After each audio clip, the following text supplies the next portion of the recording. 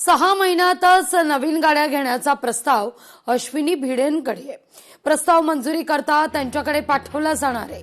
मी अधिकाऱ्यांशी बोलूनच पत्र दिलंय असं मुंबईच्या महापौर म्हणतायत। मानधन देण्याचा अधिकार आयुक्तांचा आहे असंही महापौरांचं म्हणणं आहे। तर गाड्यांची मागणी किशोरी पेडणेकरांनी केली।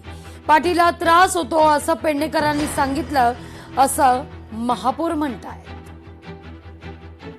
मी अगदी ऑफिशियल त्या पद्धतीने पत्र देऊन त्यांना सांगितलं की हा जर बाह्य सेवा तत्वावरती जर आपला आउटसोर्स असेल तर आपण अगदी या ठिकाणी पत्र देऊन म्हणजे या ठिकाणी आपण त्याचा वापर का केला जात नाहीये तर आपण त्या ठिकाणी आपल्या माझ्याबरोबर तेवढं 24 तास काम करणाऱ्या माझ्या सीव्ही सचिवाला त्या अनुषंगाने त्या आउटसोर्सच्या माध्यमातून आपण देऊ शकतो। त्याची मी पूर्ण माहिती घेतली, मी अधिकाऱ्यांशी बोलले आणि मगच मी ते पत्र दिलं।